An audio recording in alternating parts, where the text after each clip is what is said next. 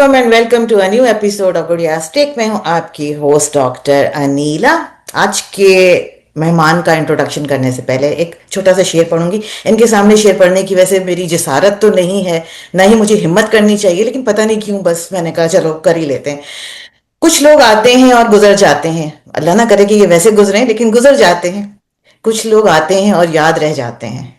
तो जो हमारे आज के मेहमान हैं ना, ये शायद उन्हीं लोगों में से हैं जो आए, हमने उनको देखा और वो याद रह गए। और आज जो मुझे मौका मिला इनसे बात करने का, मैंने कहा पकड़ लो भाई, बात करनी है आज, तो इनको छोड़ना नहीं है। आप सबको पता है ऑब्वियसली, जो कि मुझे रेगुलरली देखते हैं कि जी हम लोग कनाडा में हैं, टोरंटो में रहते हैं। अब वो बाकी यादगी आपको बताएंगे कि वो यहाँ क्यों आए हुए हैं, किस मकसद से आए हुए हैं, क्या उनका यहाँ पे इनका शो भी है, उसके बारे में भी हम बात करेंगे। और मैं सबसे रिक्वेस्ट करूंगी कि जो जो यहाँ पे हैं प्लीज़ आएँ और इनका शो ज़रूर अटेंड करें। मैं खुद तो करूंगी डेफिनेटली इंशाल्लाह। अच्छा जी, actor, screen writer, story teller, कुछ छोड़ा है आपने अदील? सबसे पहले अस्सलाम वालेकुम and thank you so much for joining us. अलैक्म जी। और बहुत शुक्रिया आपका बुलाने का, बात करने के लिए। अ, बाकी आपने जो पूछा कि मैं कौन हूँ, मतलब actor, writer and story teller, तो यस। अब बेसिक काम तो कहानी सुनाना ही है। अब वो किसी भी सूरत में सुनाई जा सकती है। वो कभी हम वैसे, अभी जैसे आपके साथ मैं बात कर रहा हूँ तो आपको कोई कहानी सुना सकता हूँ। और कभी इंसान लिख लेता है तो वो कोई ड्रामा बन जाता है। इसी तरीके से कभी कभार दिल करता है कि अच्छा, इसको किसी शेर की सूरत में होना चाहिए इस बात को, तो वो शेर की सूरत इख्तियार कर लेती है। तो मकसद तो कहानी सुनाना है। वो बाकी सारे तो मीडियम्स हैं, डिफरेंट क्राफ्ट्स हैं। किसी में भी मैं कोई बहुत माहिर नहीं हूँ। इस ज्यादातर लोगों को लगता है कि वो शायद मैं शायर हूँ या शायरी करता हूँ, लेकिन शायरी एक ऐसी चीज है जो सबसे लीस्ट है मेरे लिए। मतलब मैं बहुत ही लीस्ट प्रायोरिटी पे पोइट्री लिखता हूँ, क्योंकि वो शायद मेरा क्राफ्ट है नहीं। जिस तरीके से मुझे बात करनी होती है तो मुझे नसर में ज्यादा आसानी लगती है कि मैं लिख लूं या मैं सुना दूं। शेर कहना जो है वो बिल्कुल एक अलग सिंफ है, एक अलग फन है।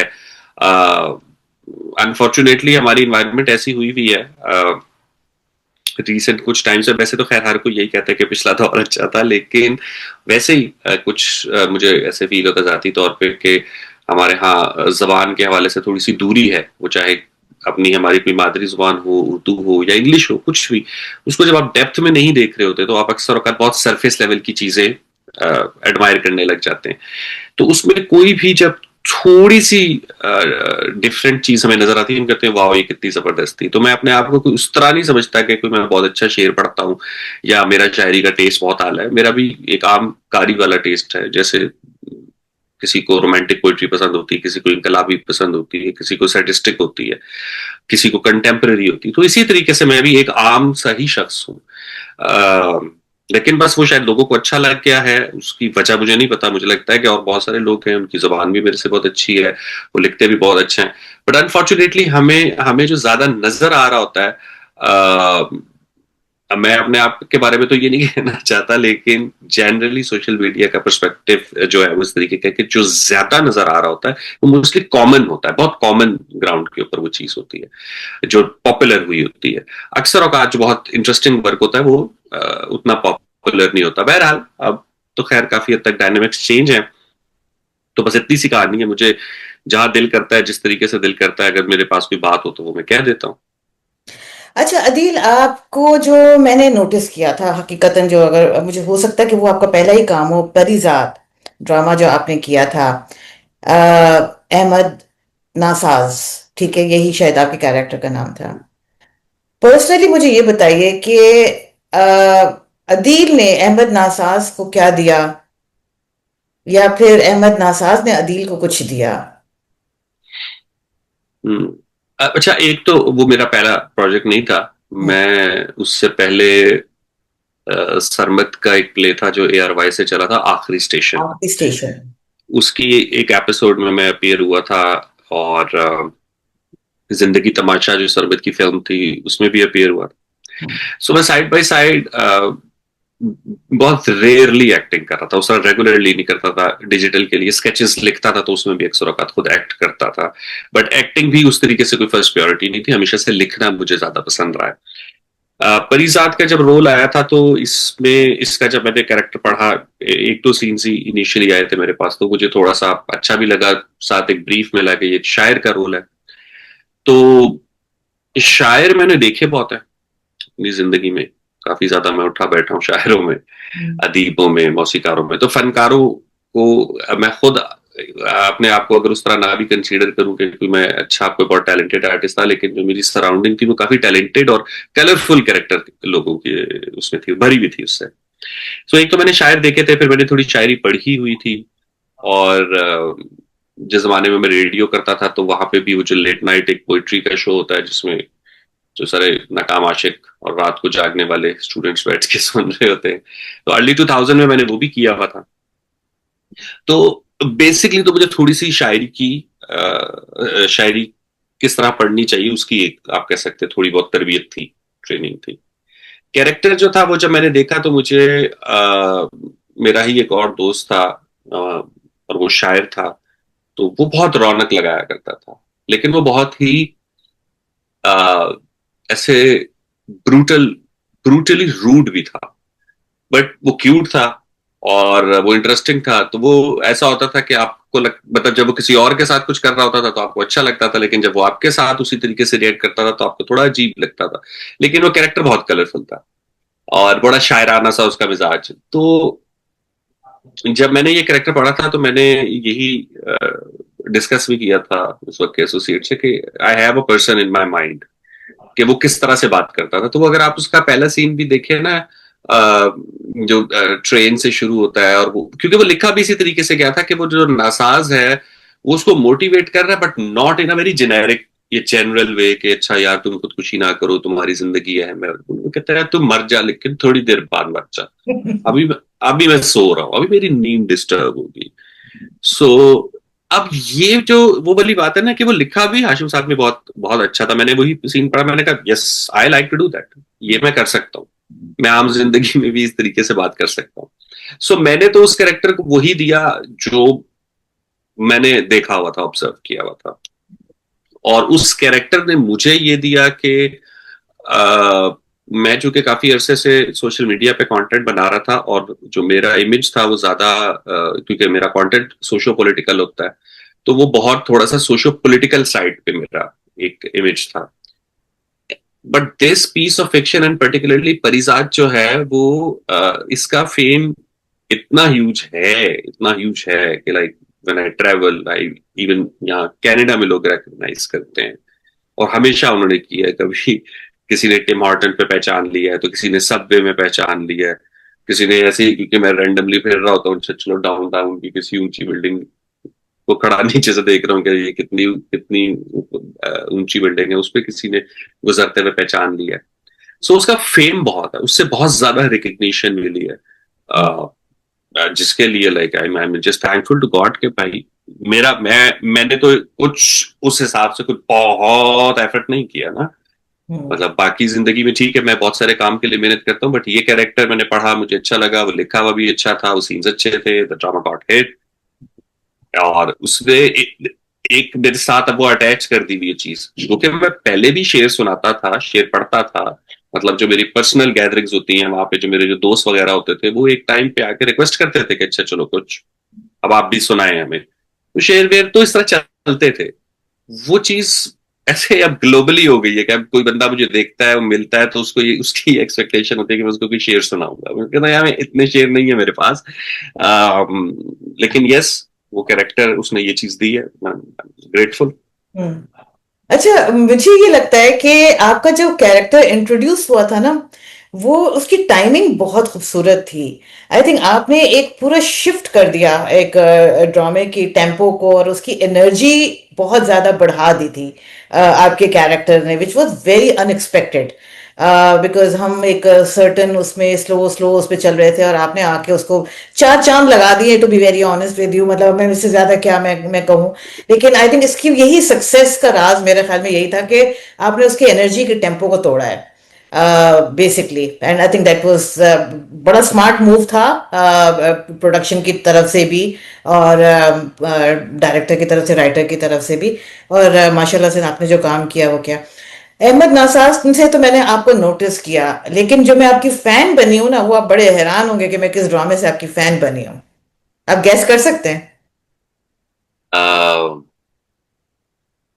वैसे उसके बाद मैंने जो ज्यादा प्रोमिनेंट काम किया वो तो मैंने स्टैंड अप में किया है, उसके अलावा तो मैंने इतना मिर्जा प्रोमिनेंट काम साहब, नहीं किया। मिर्जा साहब, oh my God, what a character, what a writing, what satire, क्या कॉमेडी थी, क्या टाइमिंग थी। मेरा ख्याल है वो बेहतरीन कामों में से जो हमारे ड्रामे में हो चुके हैं अब तक, कॉमेडी वाइज। सटायर कहूंगी मैं तो, actually it was not even a hmm. Comedy.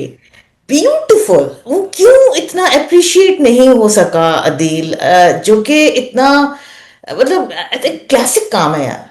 Why? बहुत शुक्रिया, वो असल में हमने बड़े शौक से लिखा, हमने खुद उसको करते हुए बहुत एंजॉय किया।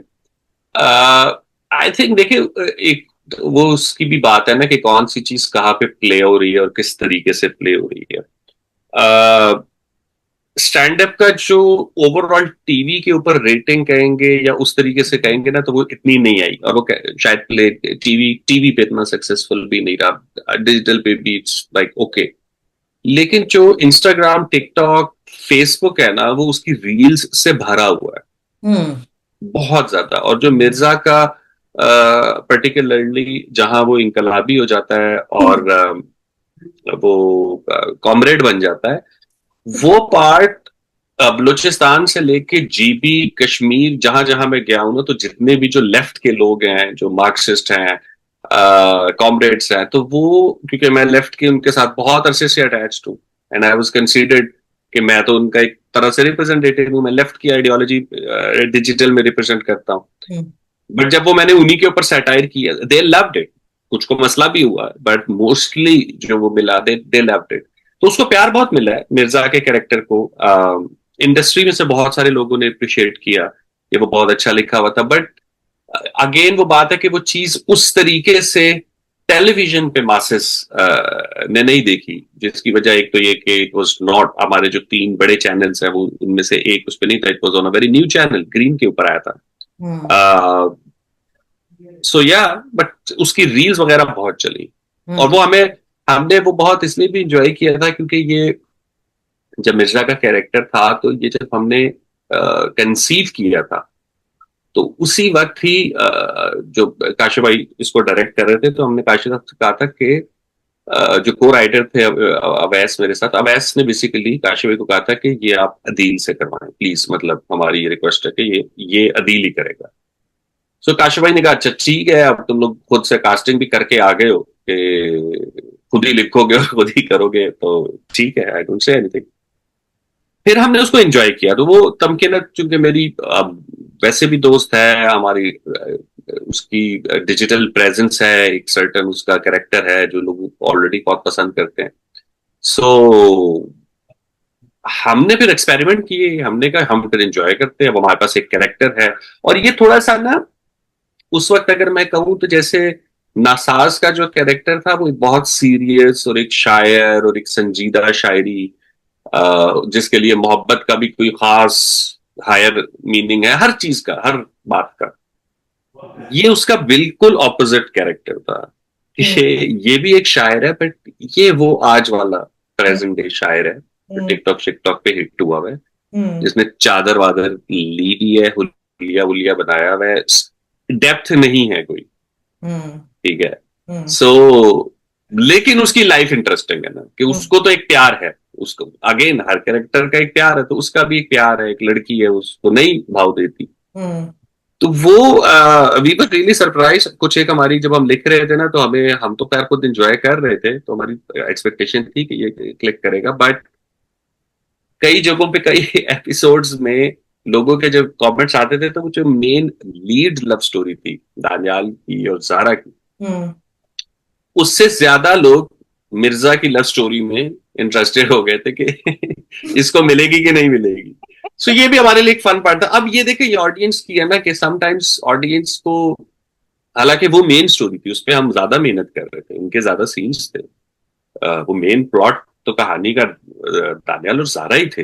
हम्म। लेकिन ऑडियंस है, ऑडियंस का अपना एक टेस्ट होता है। हम्म। उनको उस कैरेक्टर के साथ थोड़ी सी ज्यादा नजर आ गई। हम्म। उसकी लव स्टोरी में आई मस्ट से, क्योंकि वो बहुत सिंपल थी ना, हम्म। बहुत ही सिंपल है। एक हम्म। लड़की है, वो छत पे आती है, आप उसको ताड़ते हैं और वो आपको भाव नहीं देती है, इट्स जस्ट दैट। उसके अलावा तो उसमें कोई इन डेप्थ कोई बात नहीं है। हम्म। सो वो बड़ा अच्छा था हमारे लिए, मतलब I really love that project, I am really also proud of that project. Hmm. उसकी रिसेंटली वहां पे एक पीएचडी रिसर्च में भी उसको इंक्लूड किया गया था। उसमें जिस तरीके से कास्ट सिस्टम को डिस्कस किया गया था कि एक तरफ जो जारा का जो इनसिक्योरिटी है कि वो एक जो हमारी सोसाइटी में टैबू हम बना देते हैं कि मरासी मरासी मरासी टाइप, एंड जो दूसरा है वो वैसे ही गद्दी नशीन है। हम्म।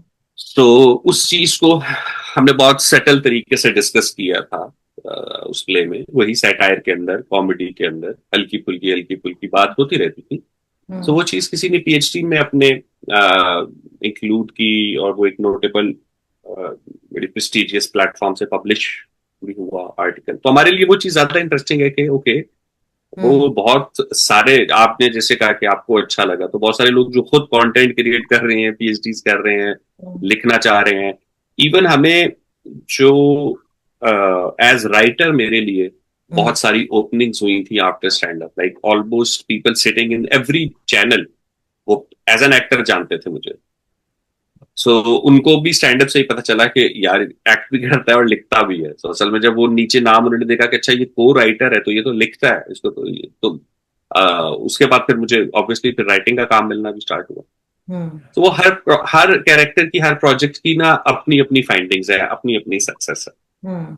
ये मुझे बात ना थोड़ा सा मुझे कभी कभी सोचती हूँ मैं इस बात के ऊपर कि जब आप एज अ राइटर आप अपनी लाइंस को लिखते हैं तो वो आप लोगों के लिए क्या ज्यादा आसान होता है उसको परफॉर्म करना एज कम्पेयर टू के एक्टर जब आपकी लाइंस बोल रहा होता है, जब जिसको जाहिर सी बात है इतना नहीं वो इमोशन उसके अंदर नहीं होता जो शायद आपका लिखते वक्त हो रहा हो।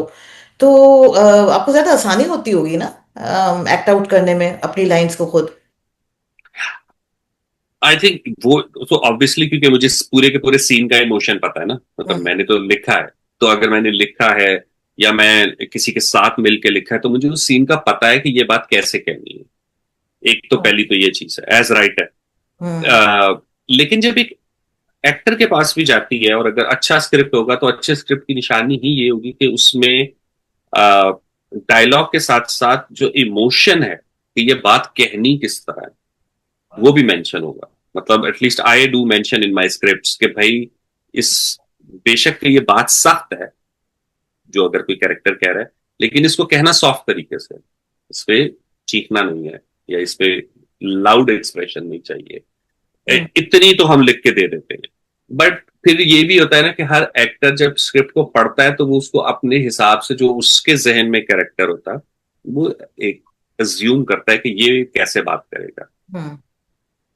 एक्टर ने चूंकि थ्रू आउट मेंटेन करना होता है एक सर्टेन कंसिस्टेंसी को, कि हम्म। अगर वो ऐसे बात करता है तो वो आखिर तक ऐसे ही बात करेगा ना। जैसे अगर आप देखेंगे कि जो मिर्जा का कैरेक्टर है, तो वो हिट भी हो गया है, उसका हुलिया भी आखिर में चेंज हो गया, वो सब कुछ हो गया है, लेकिन वो बदला नहीं है। वो वही इंसान है, वो मशहूर हो गया, वो इंडिया जा रहा है, उसको उन्होंने उधर मुशायरे पे भी बुला लिया, बट वो वही है अभी भी। ठीक हम्म। है। जो नासाज है, वो अपने अमीर दो, जब वो गरीब था वो जैसे उससे मिला था, वो जब वो अमीर हो गया, उसके पास बहुत पैसा आ गया, वो वैसा ही है। हम्म। उसके एटीट्यूड में एकदम से कोई तब्दीली नहीं आई। उसने जो टोन रखी थी, जिस स्टाइल की बात रखी थी, वो उसी तरह करेगा। हम्म। तो most of the actors do this. या आप अगर कई ऐसे हमारे ड्रामे हैं जिनमें आप एक्टर्स को देखेंगे कि वो बहुत खूबसूरत तरीके से मेंटेन भी करते हैं, फिर जहां जहां कहानी के हिसाब से तब्दीली आती है, वो वहां वहां अपना इमोशन चेंज करते हैं। हम्म। बट समटाइम्स एक्टर्स थोड़ी सी लेसीनेस ये दिखा लेते हैं कि वो जब ऐसे सीन देखते हैं और कहते हैं अच्छा ये गुस्से वाला सीन है, अच्छा ये सैड सीन है, तो अगर आप किसी चीज के बारे में पहले से ही माइंड बना लेना कि अच्छा इसमें मैंने गुस्सा करना है, तो आप पहले डायलॉग से ही गुस्से में, जिसकी जरूरत नहीं है, तो आपको एक उतार चढ़ाव चाहिए। अगर आपने हमारी तो कोशिश होती है कि अगर आपने सीन लिख भी रहे हैं ना, तो सीन को इस तरीके से लिखें कि अगर उसमें 5 डायलॉग हैं, बेशक वो किसी दो बंदों के आपस में झगड़ा हो रहा है, 5 में से एक डायलॉग सबसे ज्यादा हार्श होना चाहिए ना, जो बिल्कुल पंच हो। अगर 5 के 5 डायलॉग हार्श हैं, तो इसका मतलब है कोई डायलॉग हार्श नहीं है, हम्म। फिर कोई बात हार्श नहीं है, हम्म। क्योंकि वो तो एक ही जैसी कॉन्वर्सेशन हो रही है। सो वो थोड़ा सा ना उतार चढ़ाव पहले तो लिखने वाले के लिए भी जरूरी है कि उसने उस तरह से लिखा हो, एंड देन एक्टर को भी ये समझना होता है।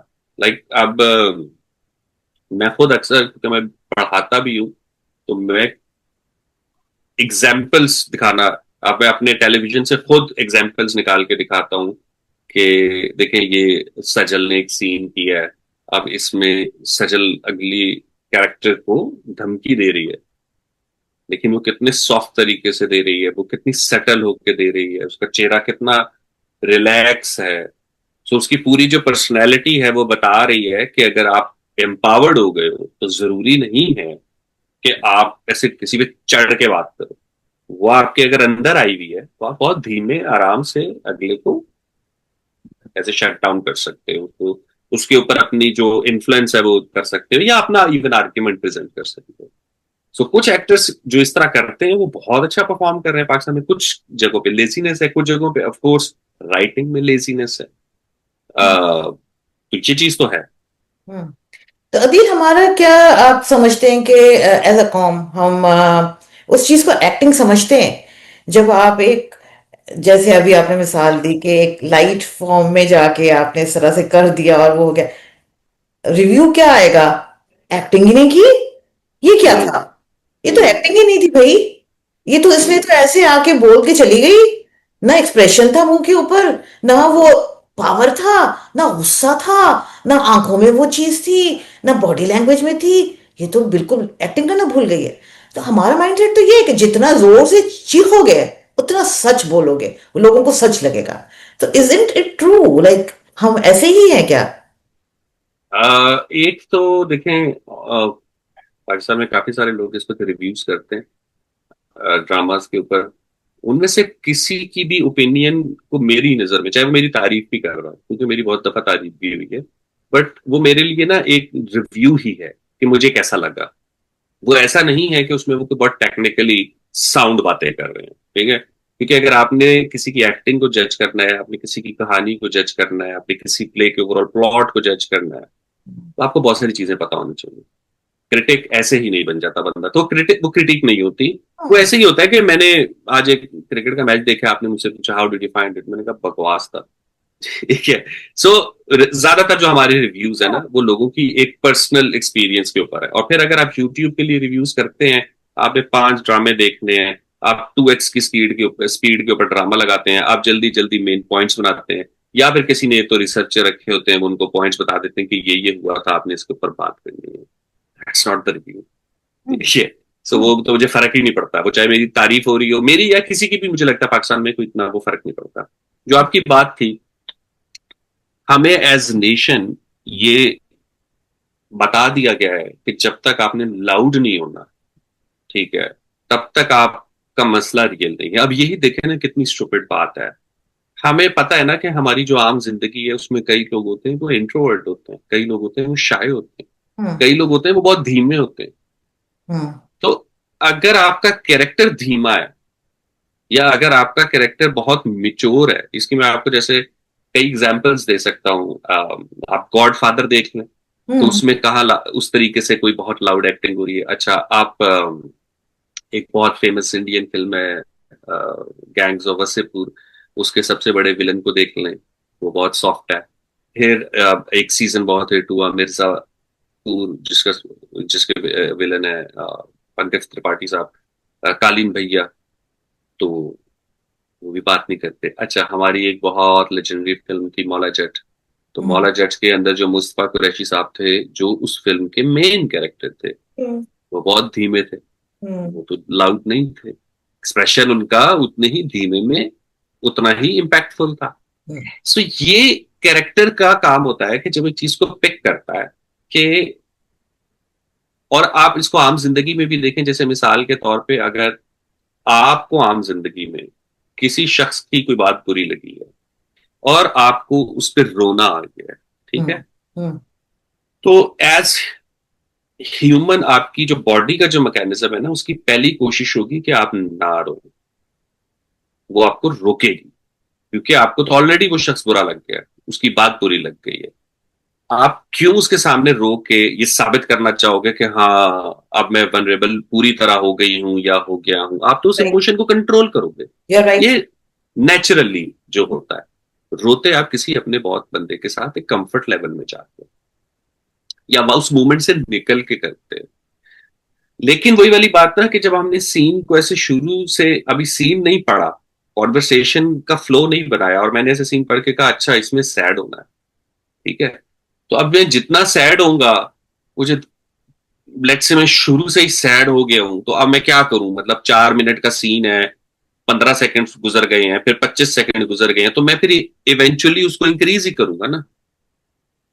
ऐसे करने के बजाय अगर मैं उतार चढ़ाव पे जाऊं कि मैं देखूं कि अच्छा कौन सी बात है जो मुझे एक्चुअली बुरी लगेगी और इस बात पे मैंने यस। कैसे रिएक्ट करना है। आप ये देखें ना, हमारे अक्सर एक्टर्स के आमने सामने का शॉट लगा होता है कि एक बंदा बात कर रहा है और दूसरा यूं यूं आंखों को कर रहा है। अगर आपके सामने कोई रियल लाइफ में आपकी बात सुनते हुए यूं यूं कर रहा हो तो आप तो रुक जाओगे, आप कहोगे होल्ड ऑन, क्या सोच रहे हो तुम मेरी बात के बारे में, ठीक है। सही बात। सो सो एक्टिंग जो है वो हमने खुद ये अज्यूम किया हुआ है। Hmm. And it's not just about acting, it's also about writing. Hmm. क्या पहले आप राइटर को मजबूर करेंगे कि वो एक लाउड सीन लिख के, ठीक है, वो एक लाउड सीन होना चाहिए। आप राइटर को मजबूर करेंगे जो आपका कैरेक्टर है वो किसी एक्सट्रीम पॉइंट पे होना चाहिए, सही है। अगर लड़की बहुत अमीर है या लड़की बहुत मॉडर्न है, तो वो उस मॉडर्न के अंदर वो एक वन डायमेंशनल कैरेक्टर ही होगा, ठीक है। उसके कपड़े ऐसे होंगे, वो बोलती ऐसी होगी, वो कल्चर से दूर होगी, वो फलानी होगी, वो टमकानी होगी, वो उसका सब कुछ खराब होगा, ठीक है। कोई ठीक होगा तो वो पूरी तरह ठीक होगा।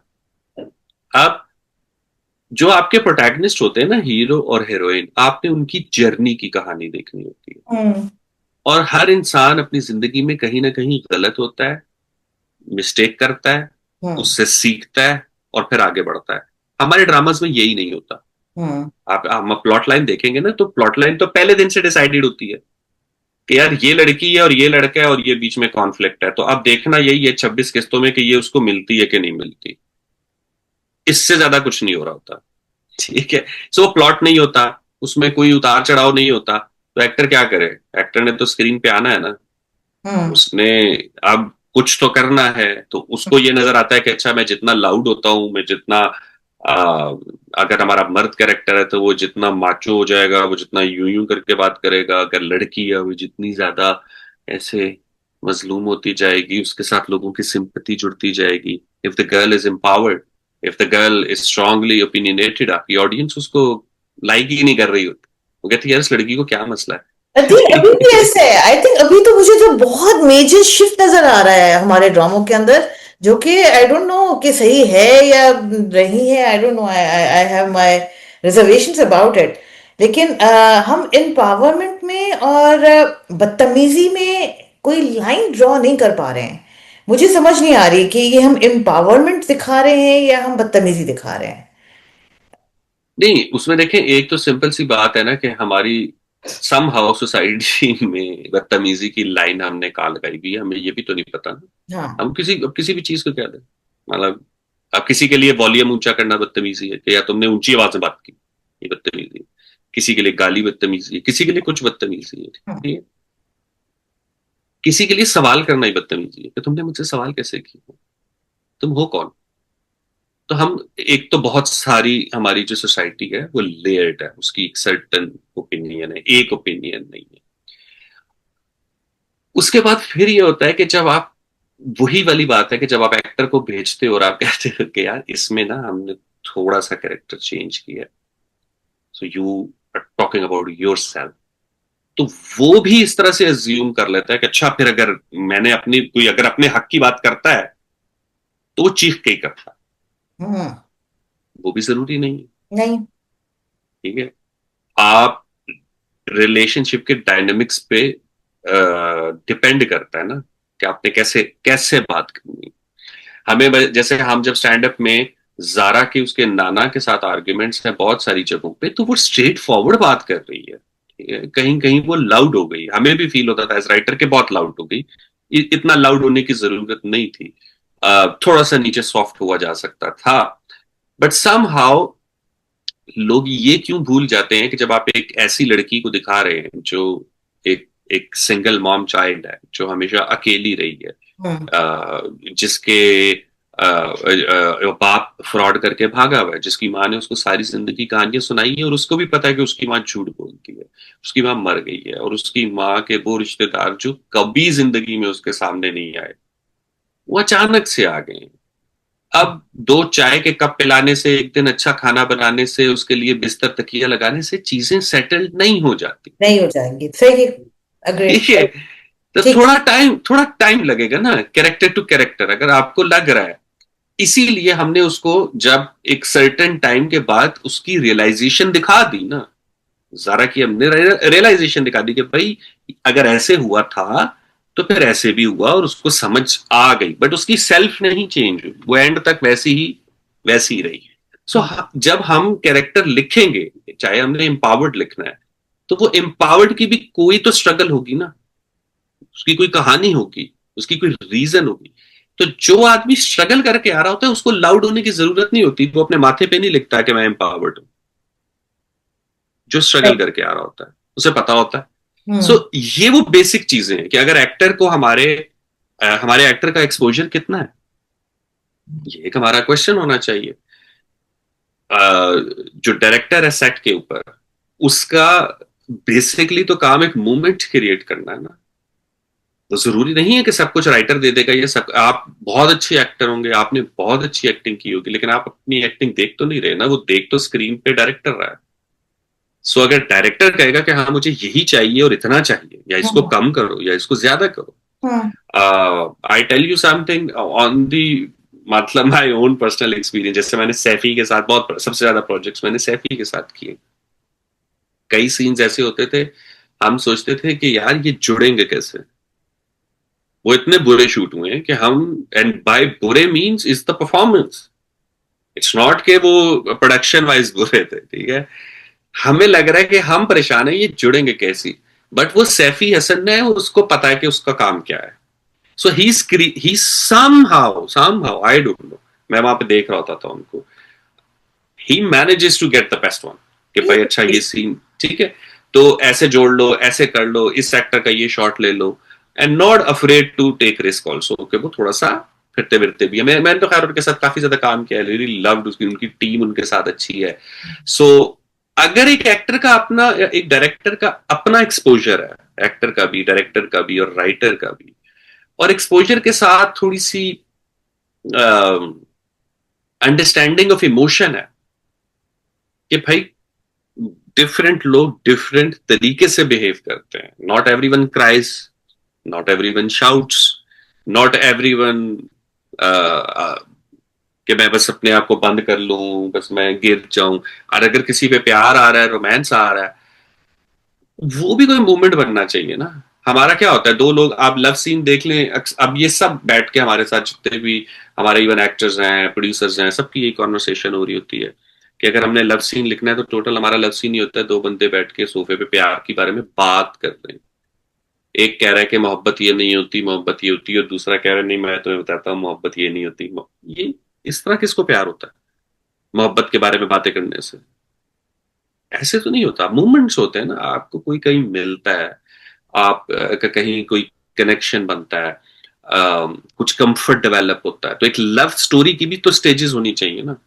सो आप, again I am all saying कि हमें हमें आदत हो गई है कि हर चीज को बहुत शुरू से स्टैब्लिश कर दो, पहली एपिसोड में बता दो विलन कौन है, हीरो कौन है, कॉन्फ्लिक्ट क्या है, ठीक है। ये विलन है, ये एंड तक ठीक नहीं होगा, इसको हम्म। इसको बस याद रखो ये बुरा है।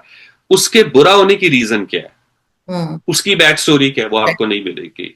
ये हीरो है, ये अच्छा है, ये क्यों अच्छा है, उसकी रीजन नहीं मिलेगी, बस वो अच्छा है, ठीक है। अच्छा हीरो और हीरोइन मिले हैं, तो वो जो आम जिंदगी में आप देखेंगे कि आपके बेस्ट फ्रेंड्स, आपके पार्टनर्स, आपके बिजनेस पार्टनर हमेशा वो लोग होंगे या जिनके उनके साथ आपका ज्यादा टाइम गुजरेगा, जिनके साथ आप ये फील करते हो कि यार वो आपको फिल कर रहे हैं कहीं से, आपकी कोई कमी वो भर रहे हैं और उनकी कोई कमी है जो आप भर रहे हो, उससे एक सर्टेन केमिस्ट्री बनती है।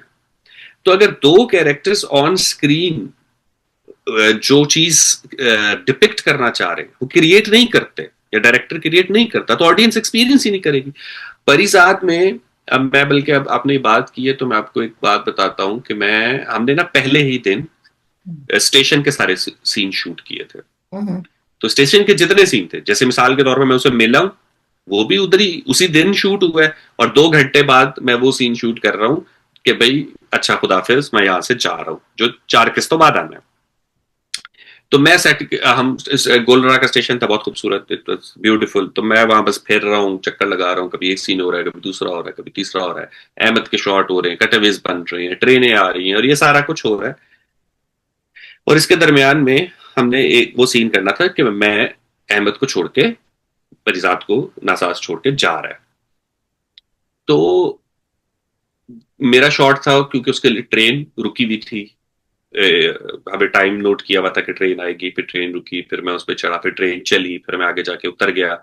तो वो सीन हमने पूरा एक बड़ा अच्छे से शूट कर लिया। उसके बाद यानी जब ये सीन शूट हो गया, तो उसका अगला सीन ये था कि परिजात वहां बैठ के रो रहा है।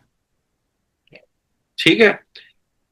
जब वो सीन शूट हो रहा था तो मैं पास खड़ा हुआ था, मैं देख रहा था सिर्फ कि अहमद अली अकबर क्या कर रहा है। और जब मैंने देखा कि वो रोया है और वो बहुत एक क्रेजी परफॉर्मेंस थी उसकी, और मैं स्क्रीन में देख रहा था, मैं उस वक्त एडी के साथ, क्योंकि मेरी अच्छी दोस्ती हो गई थी, तो मैंने उसको कहा, मैंने कहा यार जब एक कैरेक्टर के लिए प्रोटैगनिस्ट रोएगा ना, ठीक है, तो ऑडियंस मिस करेगी, क्योंकि ऑडियंस कहानी देख रही है परिजात की। परिजात की जिंदगी में सिर्फ ये एक बंदा था जो हेल्पफुल था, बाकी तो उसकी सारी लाइफ डार्क थी। तो अब जब ये गया और इधर अहमद ऐसे ना रोता, अहमद अगर ऐसे परफॉर्म ना करता और वो सीन को कैजुअल सीन ले लेता, या डायरेक्टर उसको उस तरीके से शूट नहीं करता, वो कहता चलो स्टेशन की जगह मैं घर के गेट पे करवा लेता हूं, ट्रेन जरूरी नहीं है, थोड़े पैसे बचा लेते हैं, ठीक है। तो जब आप इस तरह के डिसीजंस लेते हो ना, चाहे से नॉन क्रिएटिव डिसीजंस है, तो सारा चार्म, सारा मैजिक निकल जाता है। फिर आपको लाउड होना पड़ता है, otherwise cinema is all about creating a magic, your storytelling is all about creating a magic and giving an actual experience to audience. Audience को स्क्रीन पे अगर दो लोग दोस्त हैं तो वो नजर आ रहे हो दोस्त, अगर वो प्यार करते हैं तो वो नजर आ रहे हो कि हाँ यार इनका प्यार है, तब आप एक्चुअली उस कहानी के साथ रिलेट कर पाते हो, तो उसमें बहुत एफर्ट लगती है। अदील, हम कितने ड्रामे बनाते होंगे साल में? बहुत ड्रामे बनते हैं हमारे हमारे यहाँ बहुत चैनल हैं, बहुत ड्रामे। कितने ड्रामे आप इस वक्त उंगलियों पे काउंट कर सकते हैं जिसमें आपके ख्याल से ये जो बातें आपने की हैं वो उसके ऊपर अप्लाई करती हैं?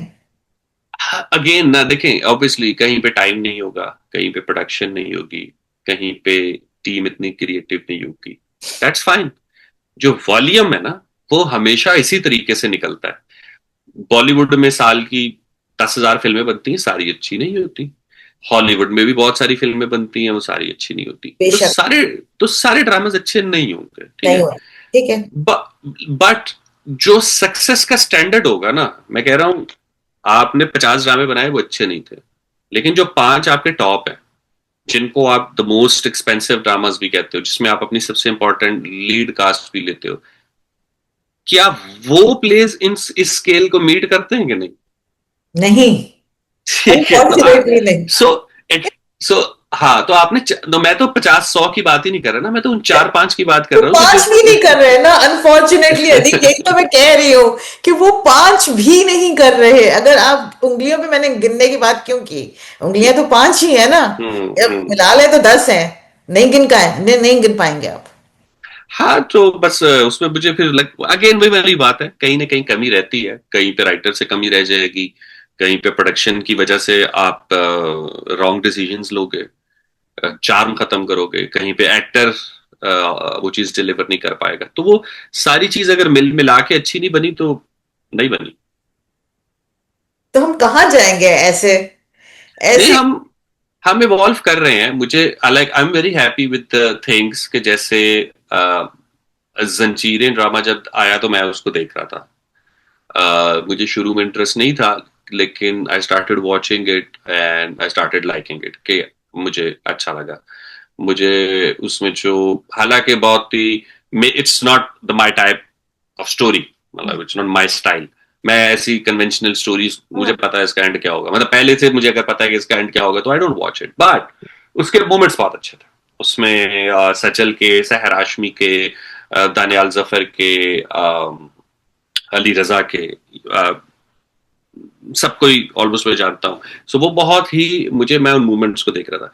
मेरे हिसाब से वो ड्रामा जंजीरें आपको दिखाता है कि अच्छा हमने प्रोडक्शन में कितना ग्रो किया है, हमने स्टैटिक्स कितने अच्छे किए हैं, हमने साउंड कितना अच्छा किया है, हमने लाइट कितनी अच्छी की है। किसी जगह पे 16-17 के बाद स्टोरी में हम थोड़ा लैक कर गए, ठीक है। भाईजान भाईजान, मेन चीज पे आप मेन चीज पे आपने ना टंगड़ी मार दी है। स्टोरी, उसमें स्क्रिप्ट थोड़ा सा, क्या है? थोड़ा सा, हाँ, थोड़ा सा मुझे लगता है कि वो उतना वो नहीं रहा, बट आई थिंक, मैं वही कह रहा हूँ ना कि देखिए हर कोई अपने हिसाब से इवॉल्व कर रहा है। तो उस प्ले में 9 में से 10 चीजें जो है ना, वो मुझे ऐसा लगा कि यार तारीफ की है, कि यार अच्छा ये टेक्निकल साइड्स हमने बहुत इंप्रूव की हैं। सजल का कैफे बहुत अच्छा बनाया आपने, उसके सीन्स इनिशियल बहुत अच्छे लिखे। कुछ कुछ कैरेक्टर और कुछ कुछ चीजें ऑब्वियसली थोड़ी सी स्टीरियोटाइप थी, बट उसके पैरेलल एक और ड्रामा मैंने देखा, उसके ज्यादा नहीं मैंने देखा, लाइक वो लंदन का राजा, सम हाँ हाँ, राजा, राजा लंदन का। राजा लंदन का। हम्म सो उन्होंने नए चेहरों को ट्राई किया, हम्म। परफॉर्मेंसेस में थोड़ी सी प्रॉब्लम थी, बट आपको उनकी अटेम्प्ट नजर आती है कि दे हैव ट्राइड समथिंग, कि हम कुछ बड़ा करते हैं, You're right. कोशिश करते हैं। सो मेरे मेरे नजदीक इस वक्त ये नहीं है ना कि मैं, क्योंकि मैं खुद काम करता हूं तो मुझे पता है काम कैसे होता है, तो मेरे नजदीक ये नहीं है कि यार ये ऐसे होना चाहिए और ऐसे नहीं होना चाहिए। मेरे हिसाब से ये कि जो भी काम कर रहे हैं, कोशिश तो सब यही करते हैं ना कि बहुत अच्छा काम करें। कोई भी ऐसे तो नहीं घर से निकलता कि यार मैं एक फजूल ड्रामा बना के आता हूँ। वो अपनी तरफ से तो अच्छा बनाने निकलते हैं, बट कहीं ना कहीं ना कहीं प्रॉब्लम्स आ जाती हैं, खामियां रह जाती हैं, कॉम्प्रोमाइजेस हो जाते हैं, गलतियां हो जाती हैं।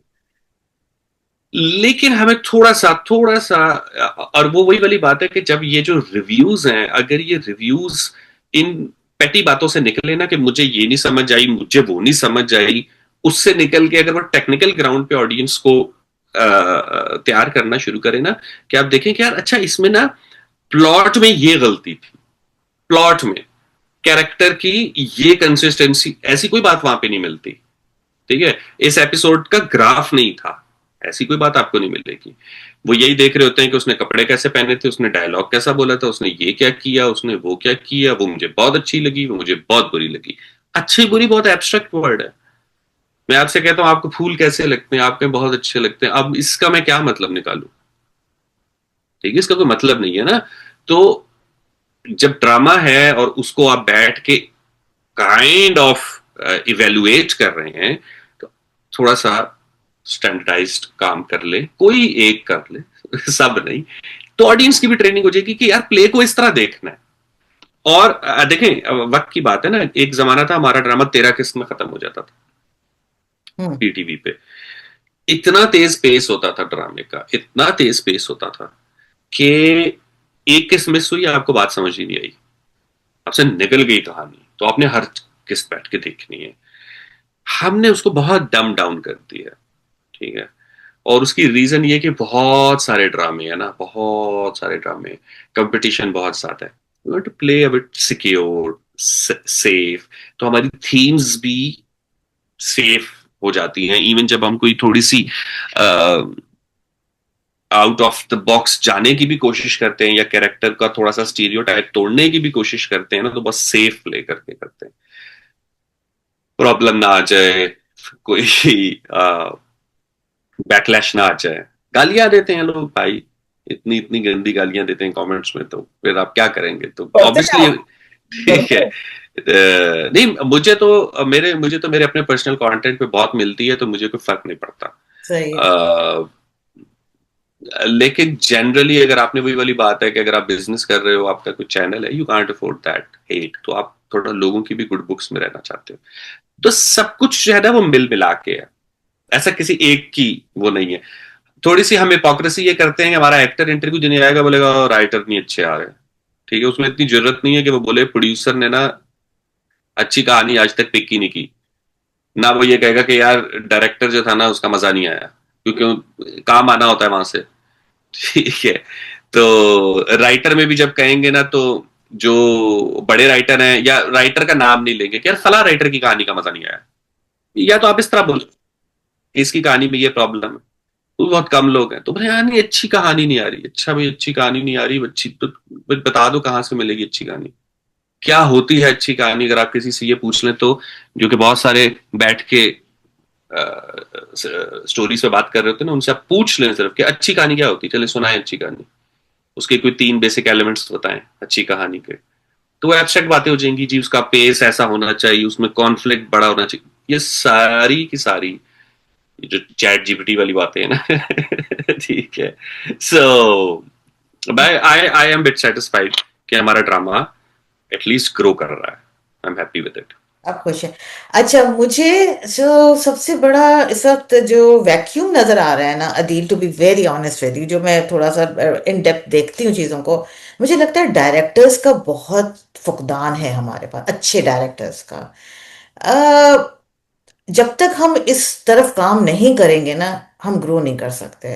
मतलब हम एक लाला लैंड में रह रहे हैं कि हमें ये कह रहे हैं कि हम बहुत अच्छा हो रहा है सब कुछ, हम उस स्टैंडर्ड पे जा रहे हैं, सब कुछ है। लेकिन अगर रियलिटी को अगर हम फेस कर सकते हैं और करेंगे नहीं जब तक, तब तक हम आगे नहीं बढ़ सकते। We need good directors. उस सिलसिले में क्या काम हो रहा है, कुछ हो रहा है? देखिए डायरेक्टर्स का तो डेफिसिट है ही है, ठीक है। असल में पाकिस्तान में डेफिसिट ही डायरेक्टर्स का है। एग्जैक्टली। अब प्रॉब्लम यह है कि जो टीवी है ना, वो असल में डायरेक्टर का मीडियम है नहीं, टीवी है राइटर का मीडियम। डायरेक्टर को ना बहुत मार्जिन नहीं मिलता कि वो कोई बहुत विजुअल स्टोरी सुनाएगा, नहीं है। हाँ, जो लिखा हुआ है वो उसको एक बेस्ट वे में एग्जीक्यूट करे, जो कि थोड़ा कॉस्ट सेविंग भी हो, परफॉर्मेंस टीवी की बड़ी स्ट्रांग होनी चाहिए। तो जो सबसे इंपॉर्टेंट चीज है ना, क्योंकि टीवी सारे का सारा रिलाय करना है एक्टर के फेस पे, तो परफॉर्मेंस की जो अंडरस्टैंडिंग है ना कि मैंने इमोशन को कहाँ रिकॉर्ड करना है, ये इससे लाउड करवाना है या ये इससे सटल करवाना है, ये किस फ्रेम में किस शॉट में करवाना है, इस पे होल्ड करना है या कट करके कुछ और दिखाना है, ये जो चीजें हैं ना, ये बेसिक काम है डायरेक्टर का, और कोई इतना ज्यादा काम नहीं। अब कुछ डायरेक्टर हमारे पास जो है वो पुराने, जो 15-15 20-20 साल से काम कर रहे हैं, जो ट्रेंड है, जो मल्टीपल टाइप ऑफ प्रोजेक्ट्स कर चुके हैं, वो अभी तक कर रहे हैं, और वो कर लेते हैं, लेकिन वो क्या करेंगे, वो एक टर्म में एक कर लेंगे, हम्म। साल में 2 कर लेंगे, इससे ज्यादा वो काम नहीं कर सकते। अब जो नई लॉट है, जो हमारे फिल्म स्कूल्स वगैरह से बच्चे निकल रहे हैं, या जो और उस तरीके के टेक्निकल लोग हैं, यंगर हमारी जो ऑडियंस है, वो समझती है कि टीवी का काम शायद उतना अच्छा नहीं है, उनको ना फिल्में बनाने का शौक है, फिल्म का पाकिस्तान में कल्चर नहीं है, सिनेमा है नहीं। So most of the talented people they are trying hard के वो डायरेक्टर बने, तो वो डॉक्यूमेंट्री के बन जाएं, वो शॉर्ट फिल्म का कोई फेस्टिवल जीत जाएं, किसी तरीके से बाहर से गोरे से कोई अप्रिसिएशन लेके आ जाए, और वो भी ठीक है हम्म। भाई, उसमें कोई मुजायका नहीं है। लेकिन अ, जो लोग पैसा कमाना चाहते हैं, या जो लोग ये कहते हैं अच्छा मुझे अपनी ऑडियंस को कहानी सुनानी है, अपनी पाकिस्तानी अवाम के लिए कहानी बनानी है, उसके पास थिएटर है नहीं, उसके पास सिनेमा है नहीं, उसके पास आखिरी जो स्पेस है वो टीवी है। हम्म। तो टीवी की थोड़ी रिस्पेक्ट करनी पड़ेगी। हम्म। अगर आप एक काम को विद रिस्पेक्ट करोगे ना, अगर आप ये कहोगे ना यार अरे बस मजबूरी है, दिहाड़ी लगी हुई है, क्या करें, बच्चों की फीसें भी तो निकालनी है, तो आप मजबूरी समझ के कर रहे हो, you just doing like any government officer in Pakistan works, hmm. कि वो महीने की तनख्वाह भी ले रहा होता है, कुर्सी पे भी बैठा होता है, बोझ भी बना हुआ है, और साथ कह रहा है बस यार रोजी रोटी लगी हुई है, वरना हमारा तो दिल ही नहीं करता। तो वो दिल नहीं करता वाले लोग जो हैं, अगर वही काम करते रहेंगे तो काम ऐसा ही होगा। ऐसे सो ही। कुछ कुछ मुझे ये है कि अब कई जो है वो नए लोग आ गए हैं, मतलब और रिसेंटली बहुत फर्क आया है। जैसे हमारी डिजिटल वर्ल्ड से एक्टर्स आ रहे हैं, नई लड़कियां आ रही हैं, नए लड़के आ रहे हैं। टेक्निकल साइड पे इतने नहीं आ रहे। ज्यादा लोगों को शौक है ऐसा नजर। जवानों को नजर आने का, कि भाई चेहरा वेरा नजर आए ना, पैसे वैसे मिले, ब्रांड श्रैंड हो। ये 6 महीने कौन देखें। जब हम कहते हैं ना 26 किस्तें, एक किस्त होती है 40 मिनट की तकरीबन, या चले 38-35 मिनट की। तो 400 मिनट एक हो गए, 10 किस्तों के 800 मिनट, और तकरीबन आपने 1000 से 1200 मिनट्स पब्लिश करने। इट्स नॉट रिकॉर्ड करने, पब्लिश करने।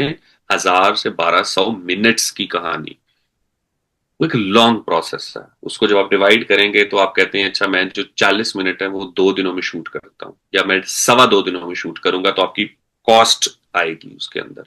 अब 2.25 दिनों का मतलब ये होगा कि डायरेक्टर, जो टीवी का काम है ना, वो इस तरह नहीं होगा कि अच्छा जी शूट रात 3 बजे तक चला गया। नहीं, रात 3 बजे तक शूट नहीं जा सकता। सुबह, कल सुबह फिर आना है, हम्म। परसों सुबह फिर आना है, तरसों सुबह फिर आना है। ये तो 3 महीने चल रहा है काम।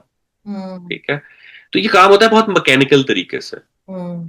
और मैकेनिकल काम मैकेनिकल तरीके से होना चाहिए। हम्म। आप जितने ज्यादा डिसिप्लिन तरीके से करेंगे, आप जितने ज्यादा, राइट। हम ना, आप जो बात भी कर रही हैं, अगर मैं उसको एक शॉर्ट वे में समराइज करूंगा तो देखें, अगर आपकी फिजा अच्छी होगी ना, जमीन शमीन भी जरखेज होगी, फिजा भी अच्छी होगी, तो फूल उग जाएंगे।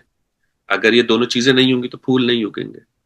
अगर आप चाहते हैं ना क्या कि आपके मुल्क में, आपकी इंडस्ट्री में अच्छा आर्ट क्रिएट हो, तो वो अच्छा आर्ट आपको मिलेगा सोसाइटी से। सोसाइटी अगर ग्रो कर रही होगी तो उसका का नैरेटिव भी ग्रो कर रहा होगा। अगर सोसाइटी इस जगह पर पहुंच जाए कि यार हमें डिसिप्लिन होकर काम करना है, हमें वर्क एथिक्स को फॉलो करना है, हमने लेबर लॉस बनाने हैं, हमने सेट के ऊपर फर्स्ट एड रखनी है, हमने सेट के ऊपर लड़कियों के लिए स्पेशल कास्टिंग, जो उनके कंसल्टेंट्स होते हैं उनका होना जरूरी है, कि उनको किसी भी सीन में कोई प्रॉब्लम हो, कोई वजह हो, तो वो अपनी बात एक लड़की से कर सकें। हम्म। अ, फिर आपके वर्किंग आवर्स होने चाहिए। अगर वर्किंग आवर्स क्रॉस करेंगे तो क्या होगा? अगर आपको ड्यूरिंग कोई हादसा होता है तो आपकी इंश्योरेंस होनी चाहिए। ये मैंने जितनी चीजें बताई है ना, इसमें से कुछ एग्जिस्ट नहीं करता। कुछ एग्जिस्ट नहीं करता। हमारा कॉन्ट्रैक्ट भी नहीं है, हमारा कोई मंथली हिसाब भी नहीं है। तो हमारा अब आपने पहले वर्क एथिक्स अगर बना लें, एक स्ट्रक्चर्ड एक मैकेनिज्म बना लें कि ऐसे तरीके से चल, जो कि ऑब्वियसली कुछ लोग अपने एंड पे कर रहे हैं। हम्म। जैसे मोबाइल प्रोडक्शंस है या एमडी प्रोडक्शंस है, तो वो क्या है कि उन्होंने एक स्ट्रक्चर बनाया ना अपने लिए, कि यार अच्छा हमने 1200 मिनट अगर रिकॉर्ड करने हैं, या ARY है या जियो है, इन्होंने बहुत ज्यादा काम रिकॉर्ड करना होता है। तो उन्होंने एक सर्टेन सिस्टम बनाया है। अगर वो सिस्टम ना हो तो वो ड्रामे प्रोड्यूस नहीं कर सकते। Hmm. They need a disciplined environment. ठीक है, जिसमें कुछ लोग सैलरी पे होते हैं, कुछ लोग फ्रीलांस पे होते हैं। बट द थिंग इज कि कल्चर चेंज होने की जरूरत है, वर्क एथिक्स चेंज होने की जरूरत है। कि सेट पे आप आए, आपको पता हो कि ये स्पॉट बॉय है और ये लीड एक्टर है, दोनों इंसान है, दोनों की एक जितनी इज्जत है, दोनों के काम की रिस्पेक्ट है, दोनों के साथ पोलाइट तरीके से बात होनी चाहिए। दोनों की बेशक सैलरीज में जमीन आसमान का फर्क हो, लेकिन उनके साथ ट्रीटमेंट में कोई फर्क नहीं होना चाहिए। सो जब आप एक थोड़ी सी सोसाइटी डेवलप करेंगे, तब ही आप आर्ट भी उस तरह का क्रिएट करेंगे ना। उस तरह की आपकी प्रैक्टिसेस बनी होंगी। सेट पे कोई बंदा आ रहा होगा, उसके एथिक्स अच्छे होंगे, तो वो अच्छे तरीके से काम करेगा। फिर वो इतना कंसर्न होगा कि यार ये मेरा काम मैंने लॉयल्टी के साथ करना है, ये हम्म। काम मैंने जो है ऑनेस्टी के साथ करना है। इसमें हम्म। मैंने डंडी नहीं मारनी, दिहाड़ी नहीं लगानी, हम्म। प्रोड्यूसर को जवाब दे दूंगा मैं, ये नहीं करना। ठीक है। आप हमारे इतने डिसऑनेस्टी है, और यार ऑडियंस की खैर है, ऑडियंस को क्या पता चलना है? आप जिनके लिए चीज बना रहे हो आप उनकी रिस्पेक्ट नहीं करते हो, हम्म। आप उनको धोखा देना चाह रहे हो। ठीक है।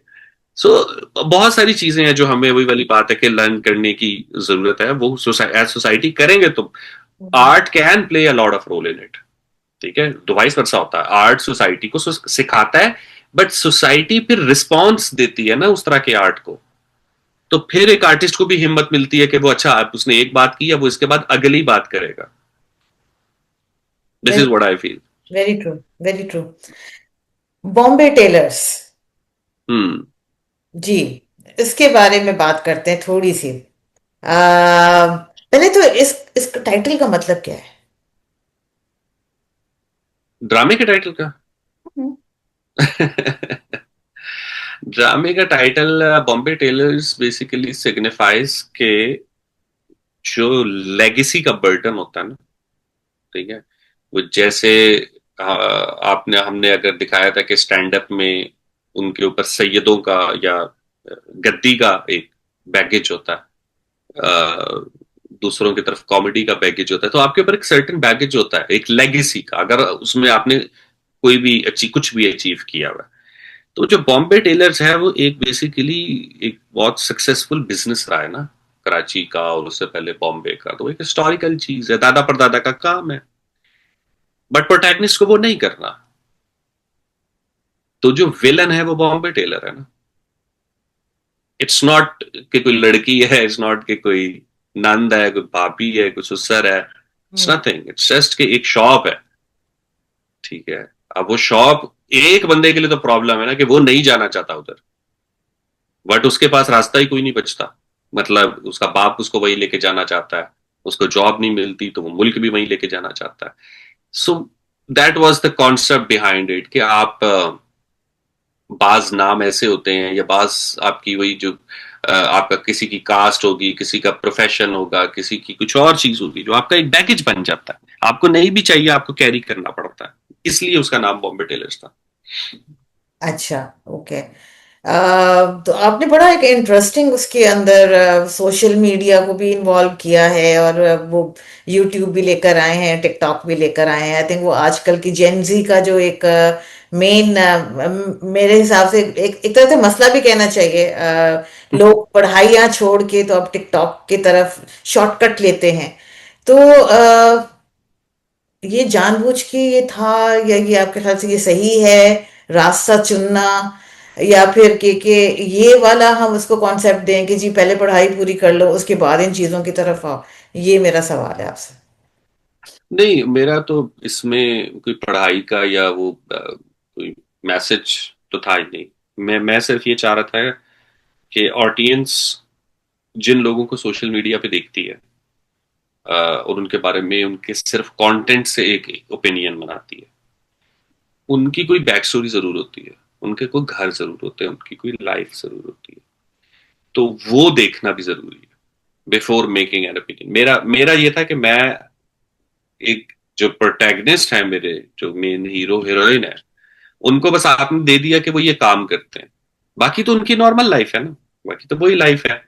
अब उसके अंदर जैसे दोनों साइड्स हैं, अभी तो प्ले क्योंकि in the progression I can't talk about much, but एक प्रोग्रेशन है कि कुछ नहीं थे, फिर कुछ ट्राई आउट किया, फिर कुछ बन गए, तो वो चलेगी, बात आगे चलेगी। इट्स नॉट के पहले ही दिन एक चीज तय हो गई थी और बस वो खत्म हो गया। तो वो सोशल मीडिया का एलिमेंट जो है वो उनकी जिंदगी को शेप करेगा ना। अब वो अच्छा करेगा, वो बुरा करेगा, वो दोनों जो भी होगा वो ऑडियंस को नजर आ जाएगा कि वे क्या बात करना चाहिए। Plus not every content creator is same ना। तो जो दो कैरेक्टर हैं सैफी और मारूफ, वो दोनों भी अलग अलग तरह के कंटेंट क्रिएटर, दोनों की अलग अलग बैक स्टोरी है। सो उस कहानी में भी काफी कुछ आगे होना है, मैं इसलिए अभी से कोई उसके बारे में बात नहीं करना चाहता। ठीक। बट ये रीजन थी कि आप मुझे खुद पर्सनली एक तो शौक है कि हम जो प्रोफेशन का एलिमेंट है ना उसको बहुत इग्नोर रखते हैं हम अपनी कहानी से। यानी हमारा पता नहीं होता कि अब्बू क्या करते हैं, अम्मी क्या करती हैं, भाई क्या करता है, हीरो क्या करता है। हमारे ड्रामों में, हमारी कहानियों में कोई ऐसा इंपॉर्टेंट नहीं होता, बस जॉब करते हैं, अपनी कंपनी है, अपना डेरा है, भाई ये होता है। तो मुझे थोड़ा सा ये कि जब आप प्रोफेशंस और इस तरह की चीजें ऐड करते हो ना, तो you add a lot of value to the character. अब इंशाल्लाह एक आएगी फ्यूचर में एक वेब सीरीज, वो मैंने और अवैस भाई ने लिखी है, अवैस अहमद ने, और उसमें वो हमने पान के खोखे पे लिखी है। सो कराची का एक फेमस पान का खोखा है, उस पे भी एक वेब सीरीज है, अब वो भी इंशाल्लाह आएगी। लेट्स सी कब रिलीज होती है। पीआईडीसी वाला पान का खोखा तो नहीं है कहीं? एक इमेजिनरी आप कह सकते हैं, बट लाइक एज मैनी याद पर्सन है के हर आपको पीआईडीसी का पान का खोखा एक हुआ होगा था? तो मुझे तो याद है, 20 साल पहले की बात कर रही हूँ, अब तो पता नहीं है कि नहीं। ये कराची में। हाँ जी, कराची अच्छा, में। अच्छा, मेरा इतना वक्त नहीं गुजरा कराची में, अच्छा। लेकिन हाँ, okay. But I am pretty sure, क्योंकि कोयटा में तो दो तीन पान वाले थे, हम्म। ठीक है, जो हमें पता थे। इनफैक्ट अभी मैं कल यहाँ गया था, जिराड में, यहाँ कोई फेमस है बलदेव, हम्म। बलदेव का पान। तो हम्म। मैं वहां फिर रहा था, तो मैंने कहा अच्छा पान खाते हैं। तो हम्म। मैं अंदर गया, तो मैंने उनको, जब उन्होंने पान बनाना शुरू किया, तो पहले मैंने उनसे कहा, जो जो भी उधर वो पान बना रहा था भाई, मैंने उसको कहा यार इसको ना दरमियान से काट दो पत्ते को। उसने कहा कटेगा नहीं। मैंने कहा यार क्यों नहीं कटेगा? कहता है यार कटता है तो डबल मटेरियल लगता है। ओह माय मैंने गॉड। कहा मैंने कहा यार सही कह रहे हो, पाकिस्तान में भी कोई नहीं काटता, किसी को कहो ना कि यार इसको काट दो, तो वो नहीं काटता, लेकिन मैं कटवा लेता होता हूँ। तो मैं उसके साथ खैर थोड़ी देर इस तरह बात बात करता रहा, फिर उसने ना पान छान, मैंने कहा अच्छा चल, कहता नहीं तो कटवाना है तुम्हें क्यों है? मैंने कहा भाई मुझे थोड़ा रखना होता है, मैं थ्रू आउट रखूंगा, थोड़ा रखूंगा, एक ही दफा मुंह भर के ऐसे ऐसे नहीं, मुझसे अब बैठना अच्छा नहीं लगता। और मैं कौन सा पीक दान साथ लेके फिर रहा हूँ, और फिर भी टोरंटो में रहा हूं तो कहाँ पीकूंगा ना। तो उसने कहा अच्छा फिर आप आधी बाइट कर लो। मैंने कहा हाँ मैं आधी बाइट कर लूंगा, आधी आप मुझे पैक कर दो। तो जब उसने ऐसे आखिर में पान पैक किया और मुझे उसने वाइट दी ना, तो मैंने कहा आपने इसमें गुलकंद डाल दिया? कहते तो हाँ गुलकंद नहीं डालना था, आप बता देते। मैंने कहा यार ये तो राजा जानी है, ये तंबाकू है मेरी जान, मतलब मैं तो वो पान खाता हूं, उसमें गुलकंद कौन डालता है? कहते यार वो टोरंटो है भाई, इधर लोग ऐसे पान नहीं खाते ना। मैंने कहा यार ये फिर कैसा पान खा रहे हैं? अगर आपने उसका कड़वा पान ही नहीं खाना, आपने उसको मीठा कर दिया है, तो मीठा पान हो गया ना। तो काफी देर खैर मैं उसके साथ, तो वो मेरा अपना वैसे ही एक, अगेन वी विल कहते कि एक इंटरेस्ट है डिफरेंट उसमें। तो इसलिए मुझे, क्योंकि मैं पान खाता हूँ कभी कभी ओकेजनली शौक से, और पान में मीठा या खुशबू वाला नहीं खाता मैं, जैसे प्रॉपर कभी राजा जानी भी खाया है, मुरादाबादी भी खाया है, गुरु भी खाया है, तो मुझे तो इस तरह की चीजें अपनी जिंदगी में ट्राई करता रहा, अभी भी कभी कभी कर लेता हूँ। तो मुझे वो पूरा उसका एक कल्चर और उसकी वो थोड़ी थोड़ी आइडिया था, तो वो इसलिए उस पर हमने वो लिखी है।